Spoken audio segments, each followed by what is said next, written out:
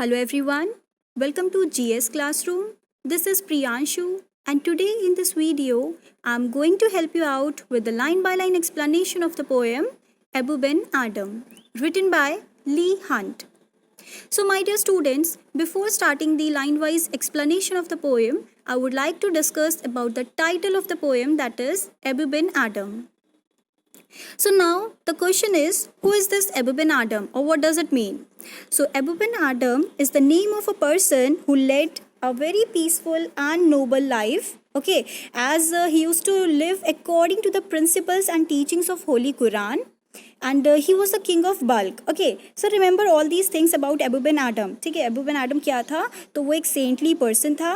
Okay, वो बहुत ही पायस यानी कि रिलीजियस और नोबल लाइफ जिया था because he use to live according to the principles and teachings of holy Quran.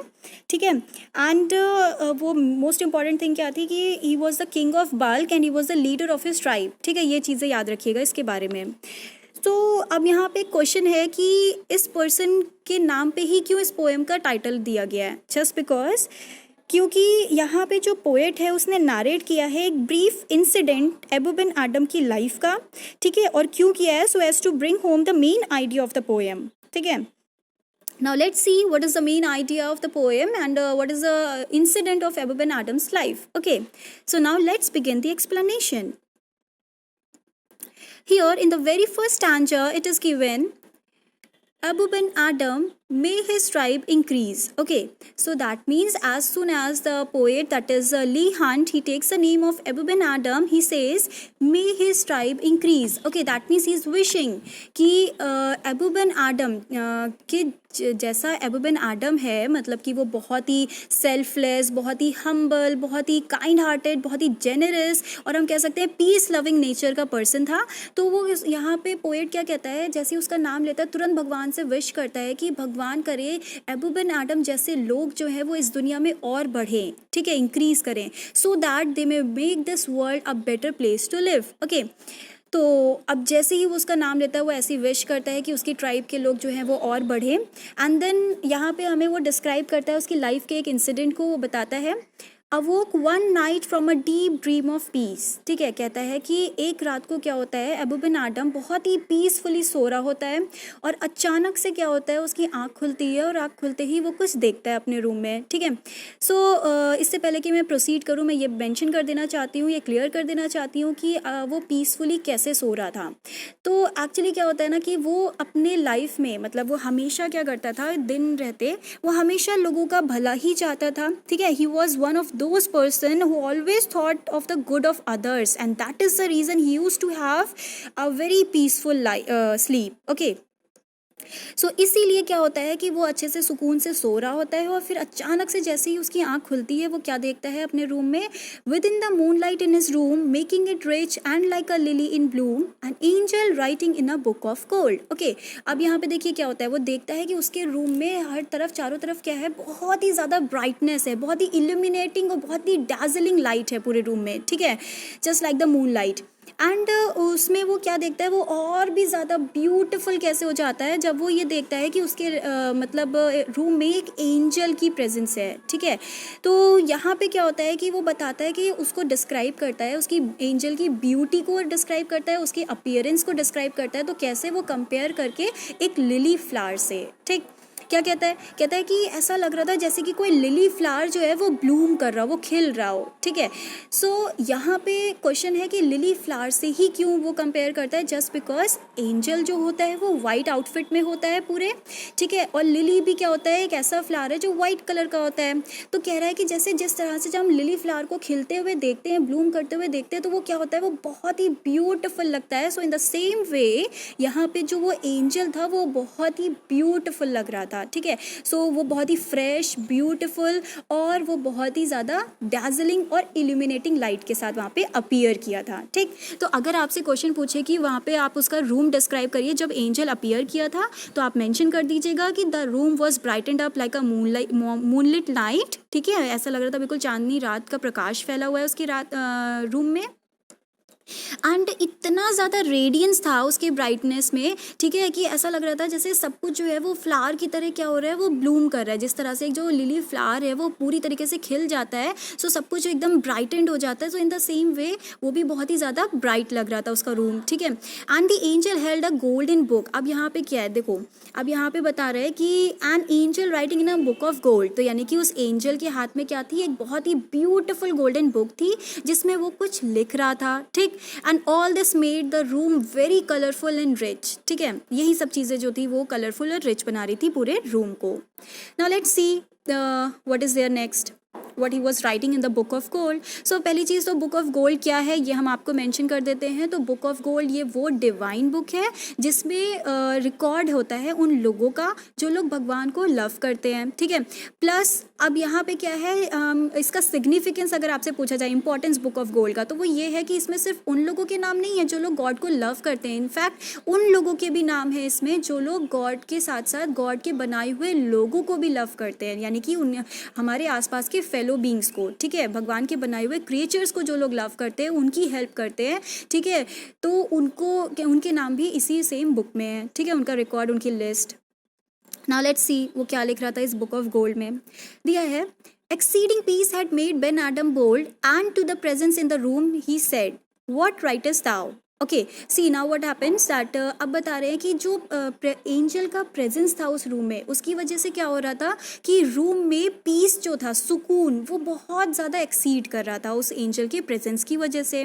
तो अब उस एक्सीडिंग पीस की वजह से क्या हो रहा था, उस सुकून की वजह से बेन एडम जो था वो और भी ज़्यादा बोल्ड हो गया था, और भी ज़्यादा ब्रेव हो गया था, ठीक है, करेजियस इनफ हो गया था कि वो पूछ सके उस प्रेजेंस से अपने रूम में that what are you writing. Okay, so writest and thou, thou means you and writest means writing, so what are you writing। देखो अब अगर यहाँ पे हम एक बात देखें कि मान लो हम में से कोई भी हो, ठीक है, हम लोग रात में सो रहे हैं, अचानक से हमारी नींद खुलती है और हम देखते हैं कि हमारे रूम में इतना ज़्यादा रोशनी, इतनी ज़्यादा ब्राइटनेस है, और उसमें कोई अपीयरेंस, मतलब एक कोई क्रिएचर है, कोई स्पिरिट है या कोई भी एंजल, हमें तो नहीं उस टाइम पता है ना कि वो एंजल है या क्या है, तो हमें लगता है कि कोई प्रेजेंट है हमारे रूम में, तो हम क्या हो जाएगा, हम डर जाएंगे, बहुत ज़्यादा डर जाएंगे, हमारी हिम्मत नहीं होगी वहाँ पर उठने की भी, ठीक। लेकिन यहाँ पे बेन एडम डरा नहीं है, ठीक, वो डरा बिल्कुल भी नहीं है। तो यहाँ पे क्वेश्चन पूछेगा वो क्यों नहीं डरा है, सो वो इसलिए नहीं डरा है जस्ट बिकॉज वो इतना नोबल, इतना कहते हैं ना सेल्फलेस लव करता था अपने लोगों से, लोगों की भलाई ही करता था, उसने अपनी लाइफ में कभी कुछ भी गलत नहीं किया था, वो बहुत ही पीस लविंग का नेचर का पर्सन था वो, ठीक है। तो इस वजह से क्या होता है कि वो उसके अंदर हिम्मत आती है और वो पूछ पाता है, वो पूछता है कि that what are you writing, ठीक है, उस प्रेजेंस से, प्रेजेंस कौन है, वो एंजल, ठीक है, उसके रूम में, तो वो उससे पूछता है कि आप क्या लिख रहे हो अपने इस गोल्डन बुक में। तो जो विजन है, विजन मतलब वही जो एंजल है, वो क्या करता है, वो रेज करता है अपने हेड को। Okay, the vision raise its head. तो यहाँ पे क्वेश्चन पूछेगा क्यों उसने रेज किया अपना head, just because he was writing something in a beautiful golden book, so that and at that time Ben Adhem asked him a question that what are you writing, so in order to answer it that ये जो vision है वो क्या करता है, वो अपना head raise करता है। And with a look made of all sweet accord answered the names of those who love the Lord। Okay, अब वो बताता है एकदम स्वीट, अब वो कैसे, किस तरह से, किस लुक से देखता है उस पर्सन को, ठीक है, तो मतलब कि बेन एडम को एंजल किस तरह से देखता है, तो बहुत ही स्वीटनेस, कामनेस, और कहते हैं ना कि एकदम काइंडनेस के साथ उसको देखता है, बहुत ही स्वीट और काम नेचर से उसको देखता है, उस नज़रों से उसको देखता है, और उसकी तरफ देख करके वो क्या करता है, बहुत ही स्वीटली उसको आंसर देता है, जेंटली उसको आंसर देता है, और कहता है मैं उन लोगों के नाम लिख रहा हूँ इस गोल्डन बुक में जो लोग भगवान को यानी कि गॉड को लव करते हैं, ठीक है।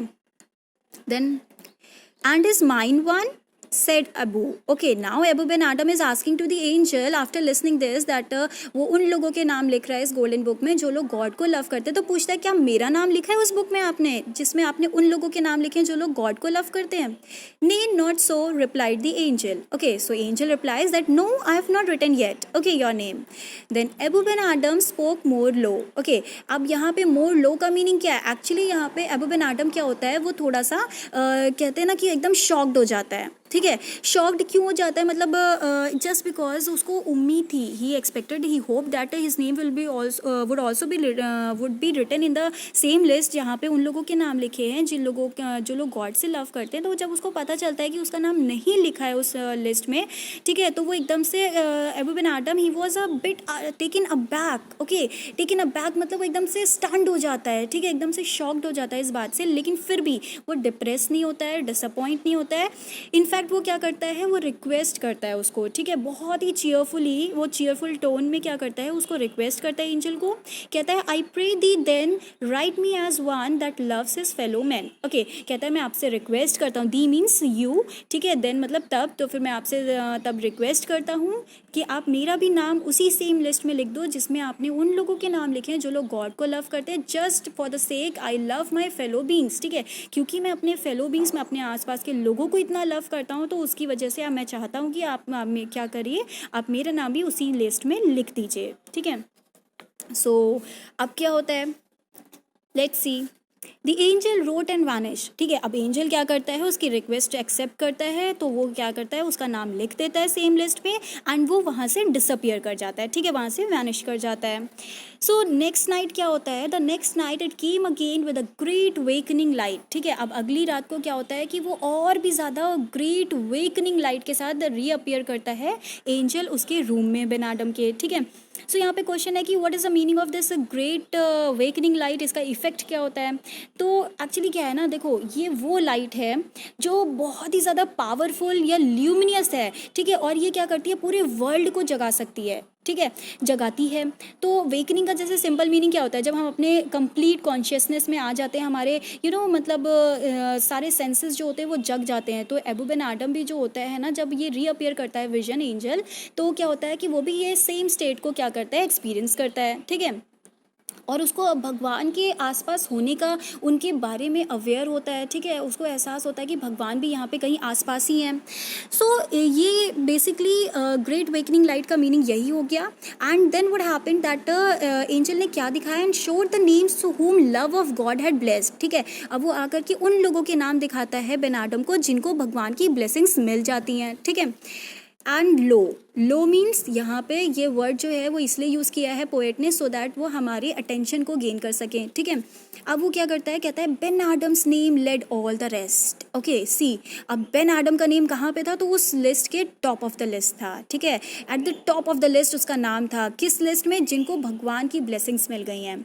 सो यहाँ से हमें डायरेक्टली एक मैसेज मिलता है, एक मॉरल मिलता है इस पूरी पोएम से कि देखो love of humanity is the best. Okay, कि अगर हम मान लो अपने फेलो बींग्स यानी कि अपने आसपास के लोगों को लव करेंगे, उनको सेल्फलेसली सर्व करेंगे, तो उससे क्या होगा, हमें भगवान का लव और उनकी ब्लेसिंग्स मिलेंगी directly. Okay, so that means कि अगर हम देखा जाए इस पोएम का जो फॉर्म ऑफ पोइट्री है वो क्या है, वो पैरेबल है। पैरेबल का मतलब क्या होता है कि वो पोएम जो कोई मॉरल या स्पिरिचुअल लेसन दे, ठीक है। सो इस पोएम में क्या होता है कि ये जो अबू बिन आदम है इसका नाम टॉप ऑफ द लिस्ट आया जिस तरह से, तो इससे हमें पता चलता है कि देखो अगर हम अपने आसपास के लोगों को प्यार करते हैं, सेल्फलेसली उनको मदद करते हैं उनकी, ठीक है, उनसे काम एंड स्वीट मैनर में बातें करते हैं, तो उससे क्या होता है कि हम भगवान के बनाए हुए क्रिएचर्स को लव कर रहे हैं, और भगवान के बनाए हुए क्रिएचर्स को अगर हम लव करें तो दैट मीन्स हम भगवान को ही लव कर रहे हैं, ठीक है, उनको ही प्लीज़ कर रहे हैं, तो उनकी ब्लेसिंग्स हमको मिलेगी। अब अगर देखिए एक बात बताते हैं, बहुत से ऐसे लोग हैं इस वर्ल्ड में जो अक्सर क्या करते हैं, टेम्पल्स जाते हैं, चर्चेस जाते हैं, या अगर बाकी सारे रिलीजियस प्लेसेस पे जाते हैं भगवान को वर्शिप करने के लिए, ठीक है, लेकिन उनके मन में बिल्कुल भी लव और कंपैशन पुअर पीपल के लिए होता ही नहीं है, ठीक है। वो इवन क्या करते हैं, वो पुअर और नीडी पर्सन जो होते हैं उनको अवॉइड करते हैं और इवन हेट भी करते हैं। सो इससे क्या वो कभी भगवान को प्लीज़ कर पाते हैं, नहीं कर सकते, ठीक है, लेकिन फिर भी वो क्या करते हैं, वो उम्मीद करते हैं that by worshipping God they will be blessed by God. तो ऐसे कैसे वो उम्मीद कर सकते हैं। ये जो अबू बिन आदम की स्टोरी है ये हम लोगों को एकदम क्लियर करती है ये मैसेज कि only those who do noble deeds and for the welfare of others selflessly वो वर्क करते हैं जो लोग, ठीक है, उन्हीं को क्या होता है, भगवान के लव और ब्लेसिंग्स मिलती हैं, ठीक है। तो जो लोग सेल्फलेसली नोबल डीड्स करेंगे, अपने आसपास के लोगों की मदद करेंगे, ठीक है, उन्हीं को क्या होगा, भगवान की ब्लेसिंग्स मिलती हैं। ये हमें इस पूरी पोएम से मैसेज मिलता है। और यहाँ पे ये पोएम जो है वो एंड होती है। अब होपफुली आपको ये पूरी पोएम समझ में आ गई होगी, बट स्टिल अगर आपको कोई भी डाउट है तो आप मुझे कमेंट बॉक्स में मेंशन कर दीजिए, हम इसको क्लियर कर देंगे। Okay, so this is the most inspirational poem and I guess आपको ये बहुत ही अच्छी लगी होगी। So thank you.